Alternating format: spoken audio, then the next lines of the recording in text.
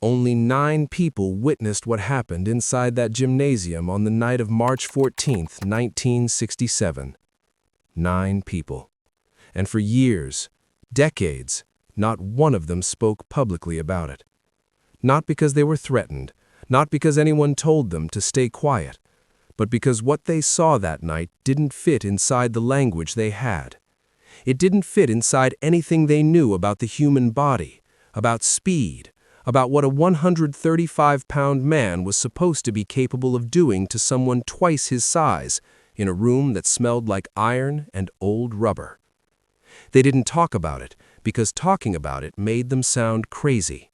And yet, every single one of them, in private conversations, in hushed phone calls years later, in letters written and then never sent, said the same thing. 7 seconds. That's all it took.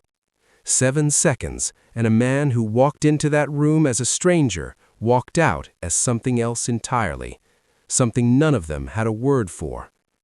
This is the story they never told. The International Karate Championship circuit in the late 1960s was a different world. It wasn't the polished, televised sport you think of today. There were no sponsorship banners, no broadcast deals, no carefully managed brands. It was raw, underground, political in a way that outsiders never fully understood. The martial arts world in Los Angeles in 1967 was a maze of competing schools, competing egos, and old-world hierarchies that did not bend easily. Japanese masters looked down on Korean practitioners. Korean grandmasters dismissed the Chinese systems as performance art. And everyone looked sideways at the young Chinese-American kid who had started teaching non-Asian students, who had opened a school in Oakland that broke every unwritten rule that had governed this world for generations. That kid, of course, was Bruce Lee. But here's what matters for this story. On this particular night, Bruce wasn't there as a teacher. He wasn't there to demonstrate. He wasn't invited, wasn't announced, wasn't expected. He walked in as a nobody. He walked in wearing street clothes, a dark jacket, plain trousers, alongside a friend who had been invited to observe a private sparring session hosted by a man named Viktor Petrenko. The name Petrenko doesn't appear in any martial arts history books. It doesn't appear in any official record. But in Los Angeles in 1967, in certain rooms, that name meant something. Viktor Petrenko was 31 years old, 6 feet 2 inches tall, and 227 pounds of legitimate, hard-won muscle. He had trained in Soviet-style Sambo since childhood, crossed into competitive wrestling throughout his 20s, and somewhere along the way had layered combat judo on top of a foundation that was already formidable. He wasn't a braggart exactly. He didn't need to be. His body did the bragging for him. When Viktor Petrenko walked into a room, the room reorganized itself around him. Men who had never considered their own size before suddenly became aware of it. Conversations shifted. Space opened up. He had that quality, that physical authority that some men are simply born carrying. And on this particular night, Petrenko was holding court. There were perhaps 20 people in the gymnasium when Bruce and his friend arrived. Fighters, coaches, a couple of students who were there to watch and learn. The sparring had already been going on for an hour. Petrenko had gone through 4 different partners, and not one of them had managed to do much of anything except absorb punishment and try to maintain their dignity on the way back to the wall. He was good. No one in that room was willing to pretend otherwise.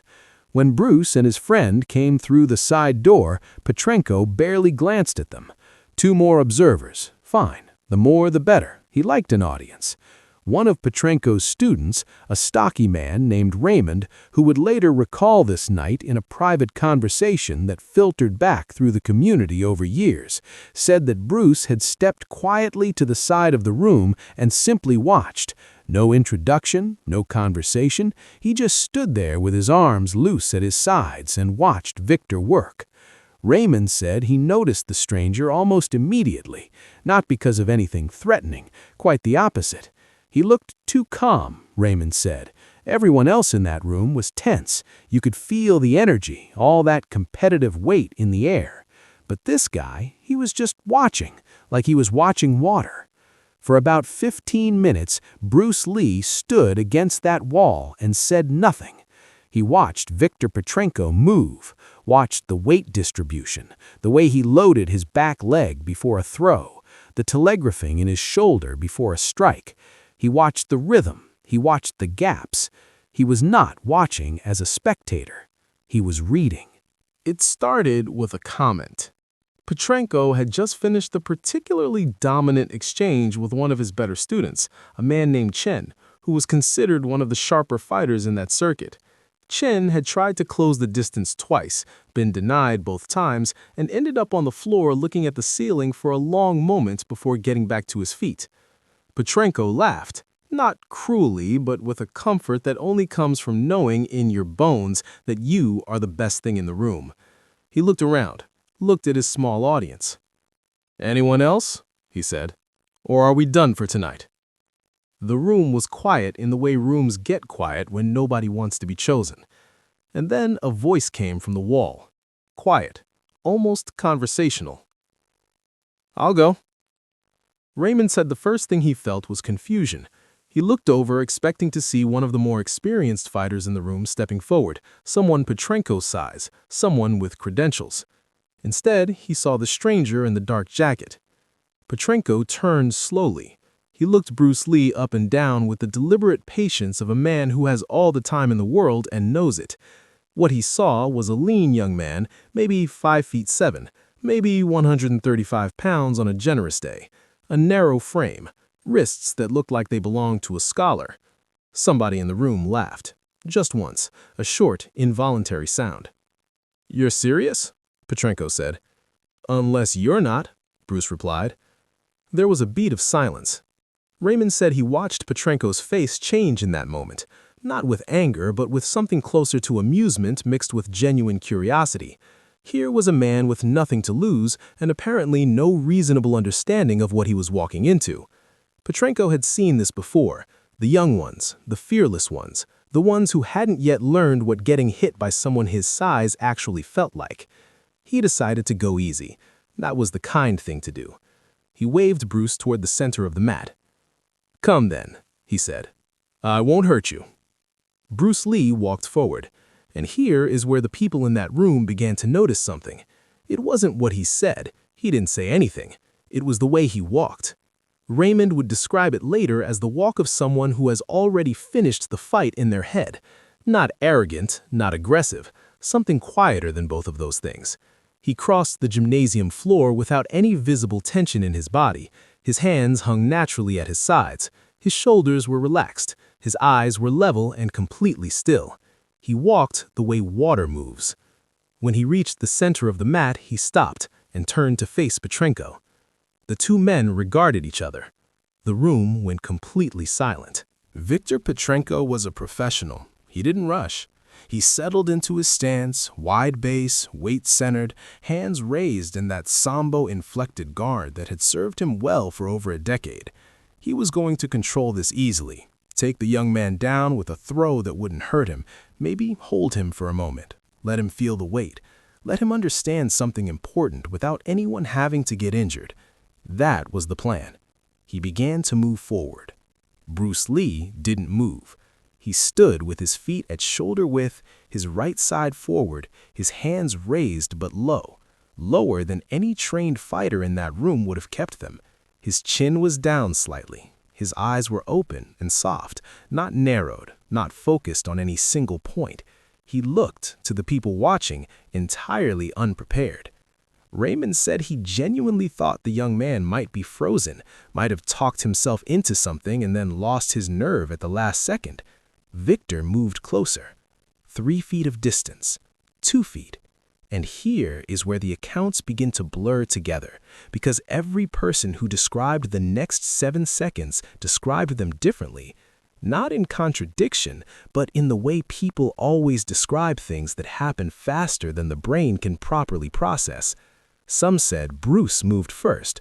Some said Victor moved first. Some said they both moved at exactly the same moment, but everyone agreed on what the outcome was.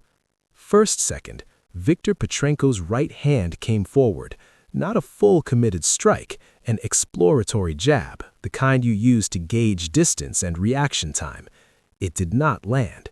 Bruce Lee was no longer where he had been, not to the side, not backward. He had moved through the gap, forward and slightly inside, past the hand, past the arm, in a movement so compact and so fast that Raymond said the first thing his brain told him was that the young man had simply disappeared.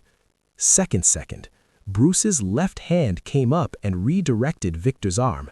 Not a block, not a parry, something more liquid than either of those. A brief contact that changed the direction of Victor's momentum without resisting it, the way a river stone redirects water without stopping it. Third second, Victor felt the loss of his balance before he understood why. His weight, committed forward, was suddenly continuing forward without the floor being where it was supposed to be. His body began the automatic correction, the deep-muscled reflex of a man who has been thrown 1,000 times and knows how to recover.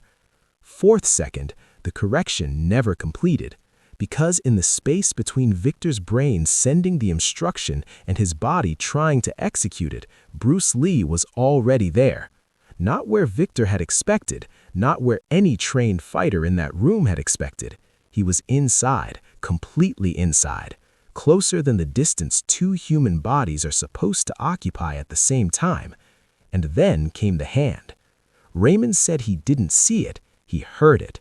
A single sound, sharp like a flat stone cracking against concrete, and Victor Petrenko's forward momentum became a different kind of momentum entirely. Fifth second, Victor's head snapped back. His 227-pound body went upward and backward simultaneously, defying for one suspended moment what gravity and mass are supposed to mean. Sixth second, he hit the mat. Not fell, not stumbled, hit. The sound of it went through the gymnasium like a shock wave. The floor itself seemed to acknowledge it. Seventh second, silence. Complete. Total. The kind of silence that doesn't just mean no noise, it means every person in the room has forgotten, temporarily, how to be a person. Victor Petrenko lay on his back on the center of the mat. His chest was rising and falling. He was conscious, but he was not moving, and the expression on his face was not pain exactly. It was something closer to the expression of a man who has just looked directly at something his mind cannot categorize. Bruce Lee stood 2 feet away from where Victor had been standing. He had not moved from that spot in the last 3 seconds. His breathing was even. His hands were back at his sides. He was not looking at Victor with triumph. He was not looking at the crowd. He was looking at a middle point in the air with an expression that Raymond described years later as the face of someone doing arithmetic. Nobody moved for what felt like a very long time. Afterward, people would argue about how long it actually was. Raymond said 30 seconds. Another witness, a young Korean fighter named Park, said it was closer to a full minute. Whatever it was long enough to become its own kind of legend. Victor Petrenko eventually pushed himself upright. He sat on the mat for a moment with his hands on his knees, looking at the floor. Then he looked up at Bruce Lee. His expression had shifted from stunned to something harder to read, something that lived in the narrow space between devastation and wonder. He said nothing. Bruce Lee said nothing either. It was one of the other fighters near the wall, never identified in any account, who finally broke the silence. "Who are you?" The question was barely louder than a whisper. Bruce Lee turned toward where the voice had come from. For a moment, he said nothing. Then, with no particular emphasis, with the same conversational quiet he had used to issue the challenge in the first place, "My name is Bruce Lee." The name meant something to some people in that room.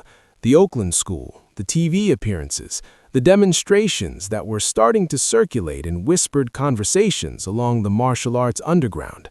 For others, it meant nothing yet, but within a week, it would mean something to all of them.